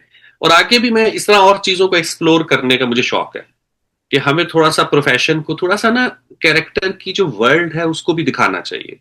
हम कैरेक्टर का सिर्फ एक ही कॉन्फ्लिक्ट दिखा रहे होते हैं कि यार इसकी जिंदगी का मकसद बस यही लड़की है, या इसकी जिंदगी का मकसद बस यही लड़का है।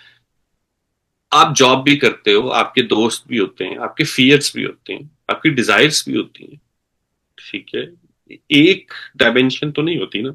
एज अ तो writer, as a writer, sorry आपको काटा अदील, एज अ राइटर आपके पास फ्रीडम है इधर उधर बाकी चीजों के ऊपर लिखने का, या फिर आपके ऊपर ये एक प्रेशर होता है कि एक हीरो है एक हीरोइन है, आपने बस उसी नहीं नहीं एरिया में देखें, रहना है?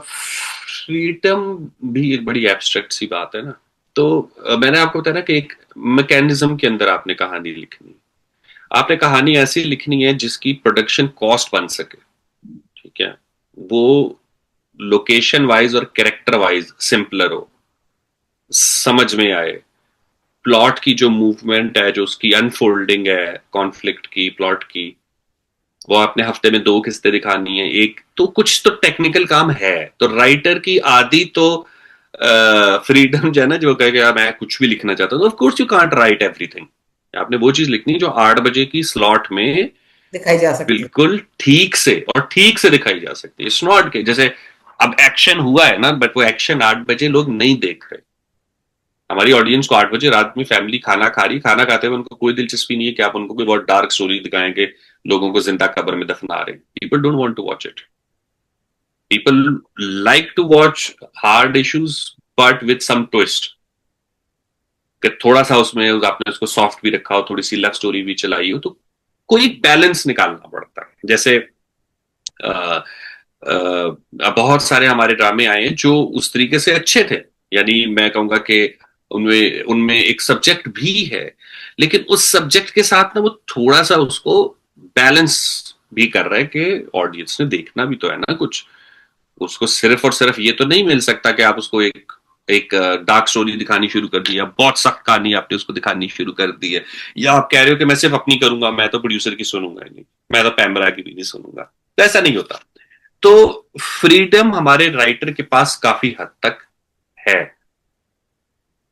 हम्म। क्योंकि उसको भी उसी पैरामीटर के अंदर रह के कहानी सुनानी है ना, उसको भी कोई ऐसी कहानी तो नहीं सुनानी जो, हर राइटर क्या चाहता है कि उसका ड्रामा सक्सेसफुल हो, बेसिकली उसका ड्रामा सक्सेसफुल होगा तो उसको पैसे मिलेंगे ना, ज्यादा ज्यादा काम मिलेगा।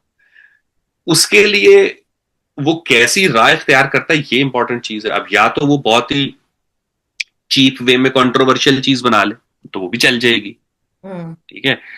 जैसे हम खुद अक्सर औकात हंस रहे होते हैं ड्रामास देख के ना, कि एक आपको पता नहीं याद है कि नहीं याद, साल पहले 2 साल पहले एक ड्रामा आया था, उसमें आ, वो दो जुड़वा बहनें होती है, उनकी एक साथ ही शादी होती है, जलन। शिजा और फिजा, समथिंग लाइक दिस, ठीक है। मैंने देखा नहीं था, लेकिन जलन नाम का कोई ड्रामा आया था, मेरा ख्याल है उसके बाद। हाँ, तो उसमें वो वेडिंग नाइट में गलत कमरे में चला जाता है, ओह अच्छा, हाँ नहीं मैंने नहीं देखा वो ड्रामा। ठीक है। ताज था सो तो। अब अब अगर आप इस तरह का मूवमेंट रख देंगे, obviously it gonna be viral. मतलब ये बात तो मैं लिख के दे दूंगा ना पहले से, कि अगर आप इस तरह का सीन लिखोगे, इस पे तो बहुत डिबेट होगी, खुश होगी। मुझे, मैंने खैर उस नीयत से नहीं लिखा था, लेकिन फिर भी उसमें हो गया, जैसे बॉम्बे टेलर्स में एक सीन था कि वो वेडिंग नाइट पे उसको चॉकलेट देता है, ठीक है। Very funny actually. मैं ठीक है, बहुत हंसी थी उसे। और वो कहती है कि इसमें क्या था, ठीक है। So it was very funny scene honestly. बहुत मजे का सीन था, और बहुत बहुत subtle, not vulgar, and cute actually. So अब now this is a trick ना, कि जैसे अब मैं लिख रहा हूं तो मुझे भी पता है कि इस बात पे हल्का सा तो ध्यान जाता है ना आपका, ठीक है। मुझे बाद में अपने मेरे दोस्त कह रहे, कहते हैं यार क्या जरूरत थी, मतलब ये आप मतलब ये चौक ये क्या था, आपने क्यों लिखा, है ना। उससे कि यार आप आइस ब्रेक होती है ना किसी तरह, दो कैरेक्टर्स की आपस में कॉन्वर्सेशन होती है, कहीं से तो शुरू होती है, किसी तरीके से तो शुरू होती है। तो मैंने वो सेटलमेंट की, उसकी जो जो जो वो दोनों हैं उसमें, अगर आप देखो कि सैफी इज बीइंग गुड, ठीक है, and he is unable to understand कि वो लड़की कह क्या रही है, उसको थोड़ा टाइम लगा है, उसने प्रोसेस करके कहा है कि नहीं क्या मतलब था तुम्हारा। और मारुख उसको कह रही है मुझे क्या पता, मैं तुमसे आज मिली हूं, मतलब मुझे क्या पता है, वाई वुड यू अज्यूम कि मैं ऐसा कुछ नहीं सोचूंगी, मैं ऑफ कोर्स, मतलब वो वाली बात है कि सोच सकती हूँ, क्यों नहीं सोच सकती। सो आपको कुछ ना कुछ एलिमेंट्स भी पता होते हैं कि यार कहां पे मैं वल्गैरिटी की तरफ जा सकता हूं, या कहां पे मैं सेंसेशनलिज्म की तरफ जा सकता हूं, और कहां पे मैं उस बात को जो उसका ड्यू हक है वो देते हुए जाऊं, चीज को खराब या वल्गर होने से, या even vulgar, I don't know what vulgar is, but like cheap होने से बचाऊं। चीप टैक्टिक नहीं होना चाहिए, यानी अगर क्यूट, आप वेरी वेरी क्यूट, वेरी उस, थैंक यू। तो वो इस तरह की उसमें है कुछ चीजें और भी। आई होप कि हो, बिकॉज मुझे समहाउ ये लग रहा है कि ये जो आपने ड्रामा लिखा है, बहुत अरसे के बाद मैंने कोई ऐसा ड्रामा देखा जिसमें टॉक्सिसिटी नहीं है, जिसको देख के ना आपको वहशत नहीं होती कि यार ये क्या, मतलब एक होता है ना, एक टॉक्सिसिटी से भरपूर ड्रामा होता है, इसमें नहीं है। सीधी सादी एक फैमिली है, एक सीधी सादी दो तीन फैमिलीज हैं बल्कि, और बड़ा एक वो सीधा अच्छा प्यारा ड्रामा है, लाइक जो आप अपनी फैमिली के साथ बैठ के आप देख सकते हो, एंजॉय कर सकते हो। किसी किसी कैरेक्टर के साथ मुझे प्रॉब्लम होती है जो बहुत ज्यादा रोने धोने में, आपने वो सानिया सईद को तो इतना रुला दिया है, इतना रुला दिया है कि मतलब मैं अब मुझे थोड़ा सा ना, अब मुझे घबराहट होनी शुरू हो जाती है जब वो कैरेक्टर स्क्रीन पे आता है, मैं कहती हूँ बस यार अब बस कर जाओ, इतना ना रुलाओ उसको। नहीं, अब वो उनकी ट्रांजिशन स्टार्ट हो गई है ना, अभी लास्ट एपिसोड कर में। दिया आपने। हाँ, उन्होंने वो जवाब जिस तरह से दिए हैं ना अपने हस्बैंड को, एंड हाँ, शी गॉट वरीड कि यार मैंने क्यों दे दिए। I know. ठीक है, I am watching it very closely and I'm हो actually गया। enjoying it. बट मेरा जो तो सबसे बड़ी जो मुझे तकलीफ होती है ना, वो ये होती है कि आजकल इतना, मैं क्योंकि अब वाइंड अप कर रही हूँ, इस वजह से मैं हम्म आपसे इस तरह से बात कर रही हूँ। कि आजकल इतना फास्ट जमाना हो गया है, इतनी फास्ट दुनिया हो गई है कि लोगों के पास इतना टाइम नहीं होता कि वो पांच चार पांच एपिसोड्स बैठ के वो सारी कैरेक्टर्स को देखें कि वो कहाँ सेट हो रहे हैं, कुछ नहीं हो रहा है। आपने पहली एपिसोड में धमाका करना होता है, ऑडियंस को हुक करना होता है, एंगेज करना होता है। हम्म हम्म हम्म। वो नहीं हुआ। हाँ, वो नहीं था। उसकी आई आई गेस मल्टीपल रीजंस हो सकती हैं।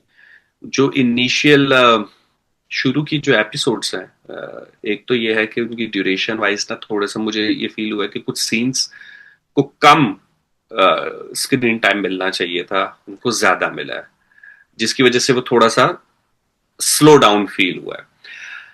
But on the other hand ना, वही वाली बात है जो हमने इंटरव्यू के शुरू में भी की थी कि ना, कि हमें जर्नी की आदत नहीं है। मैं नहीं देखना चाहता कि अच्छा, इस लड़की की जो इस बंदे के साथ शादी हुई है, हम ये शादी से भी ड्रामा शुरू कर सकते थे ना, मतलब कहानी तो कहीं से भी शुरू की जा सकती है, या ये कंटेंट बनाते हैं, ठीक है, और इनकी लाइफ में ये प्रॉब्लम्स हैं, ड्रामा वहां से भी शुरू हो सकता था। बट वो एक चॉइस थी कि नहीं, आप पहले, एक लड़की है जो छुप के कंटेंट बनाती है, और उसका मेन कॉन्फ्लिक्ट उसका बाप है, और बाप के साथ जो उसका रिलेशन है वो नहीं समझ आ रहा, कि वो कभी चीखती भी है लेकिन वो ख्याल भी रखती है।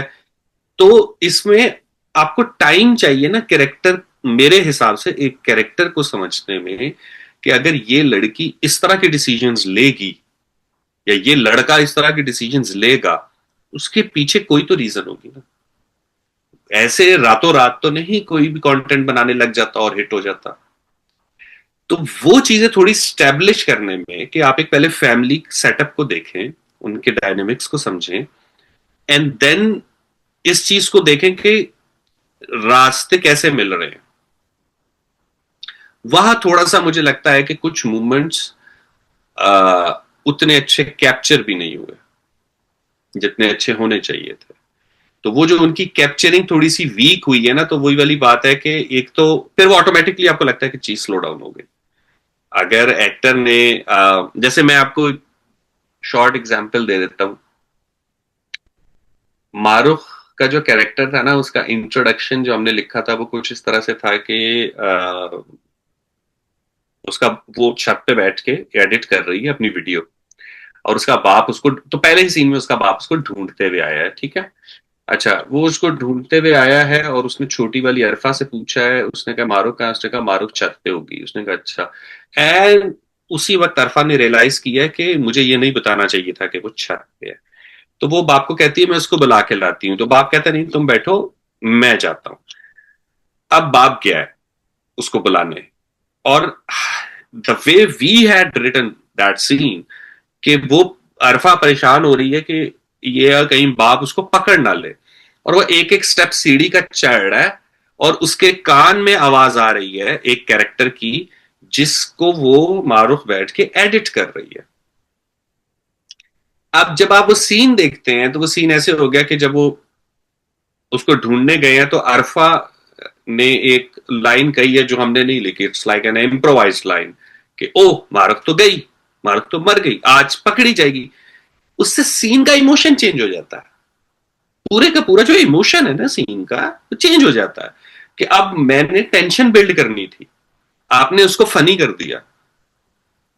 ये तो दो बहनों की क्यूटनेस मूवमेंट हो गई, क्यूटनेस नहीं थी।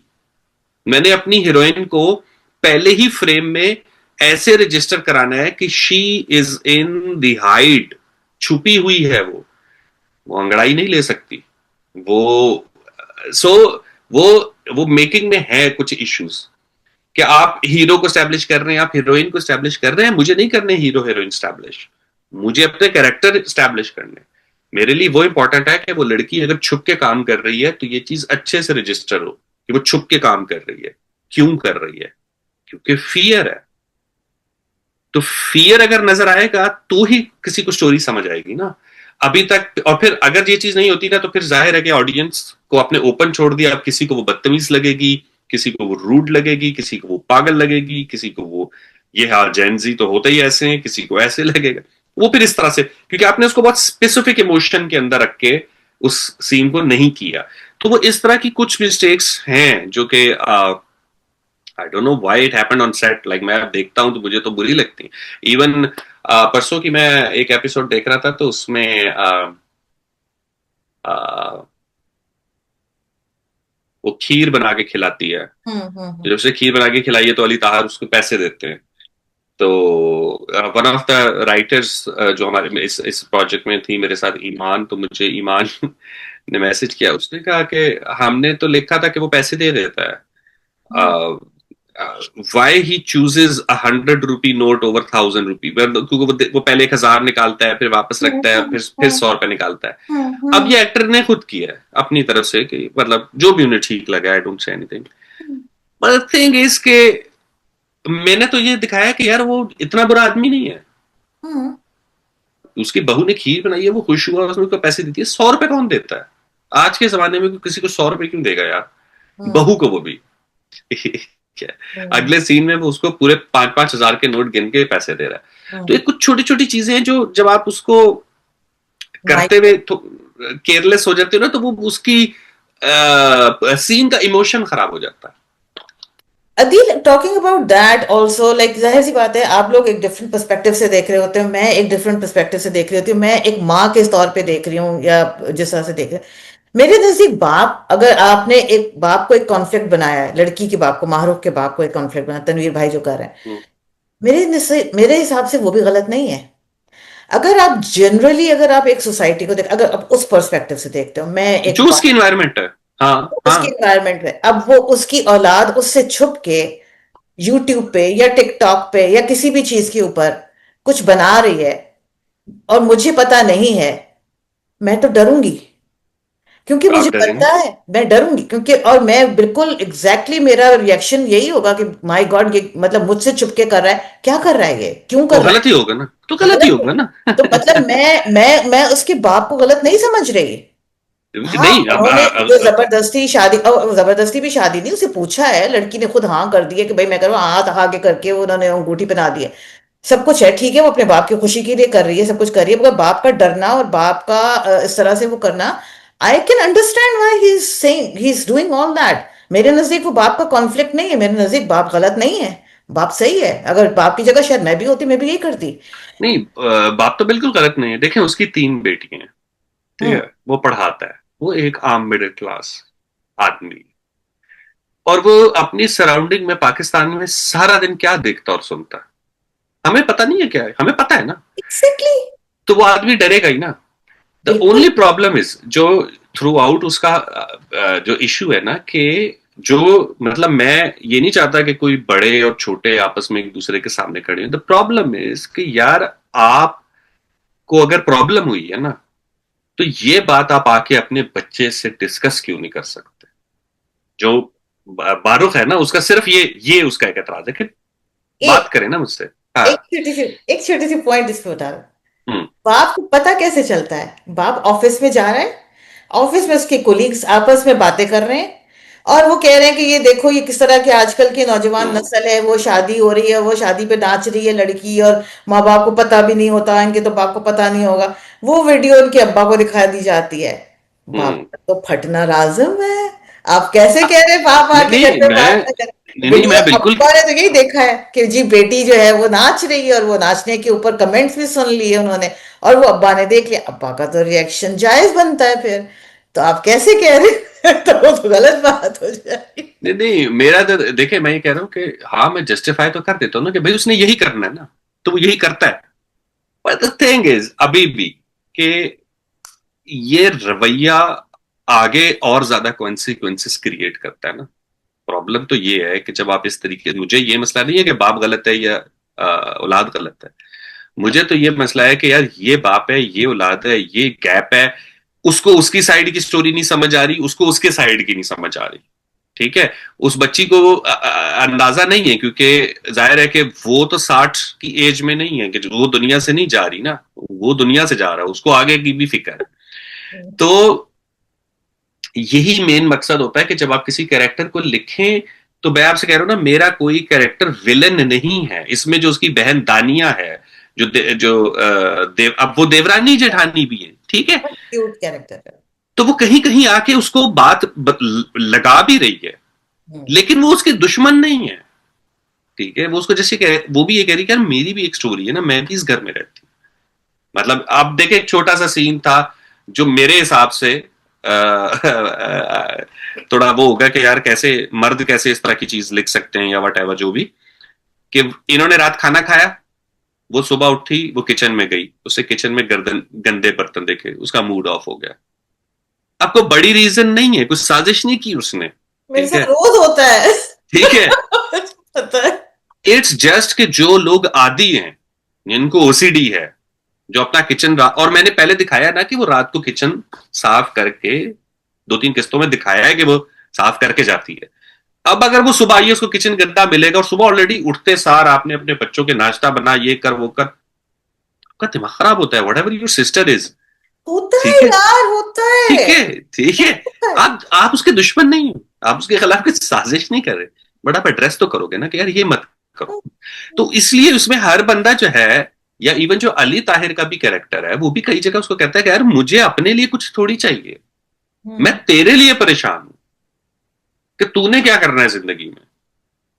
ठीक है, सो वो सारी चीजें अभी खैर इंशाल्लाह अभी ना, मुझे खुद नहीं पता आगे क्या होना है, लेकिन ये है कि एज पर स्टोरी अब बिल्कुल एक अलग चैप्टर्स खुलने वाले हैं। Let's hope so, let's hope so. आप प्लीज माइंड ना करना जो जो चीजें मैंने बोली, नहीं बिकॉज नहीं नहीं नहीं नहीं हम नहीं नहीं तो नहीं नहीं नहीं, आप आपको बिल्कुल हक है बात करने का, कोई वो मसला ही नहीं।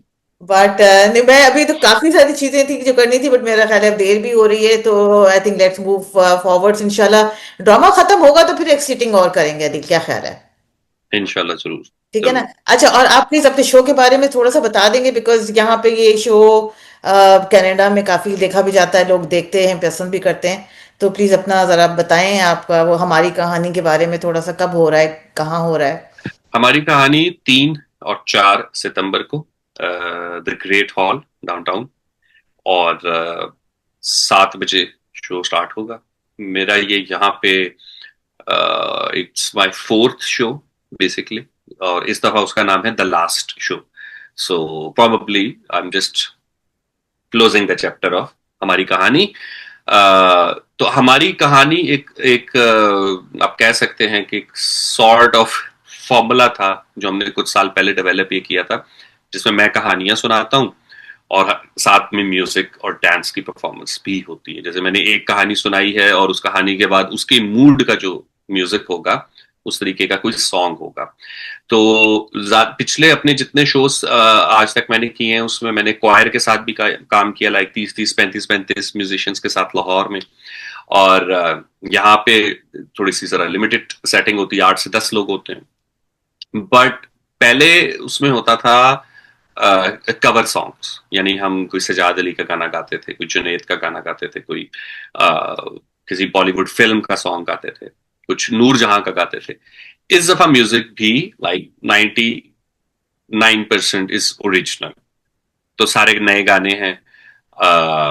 कहानियां भी इंशाल्लाह कोशिश है कि डिफरेंट होंगी। तो मैं फॉर्मूला मेरा दास्तान गोई वाला है, लेकिन जो हमारी ट्रेडिशनल दास्तान गोई होती है ना, मैं वैसे नहीं सुनाता। तो कंटेम्प्रेरी कहानियां होती हैं, आजकल के हालात के हिसाब से होती हैं।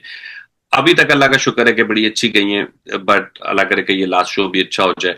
सो 3 और 4 सितंबर को द ग्रेट हॉल में, अगर आप टोरंटो में हैं, और आई वुड रिक्वेस्ट के जी टिकट चिकट लें, आए देखें। साउथ एशियन मेरे साथ 3 से 4 इंडियन आर्टिस्ट हैं जो यहीं के हैं। जो म्यूजिक टीम है वो सारी यहीं की होती है, जो क्यूरेशन है वो यहीं से होती है सारी।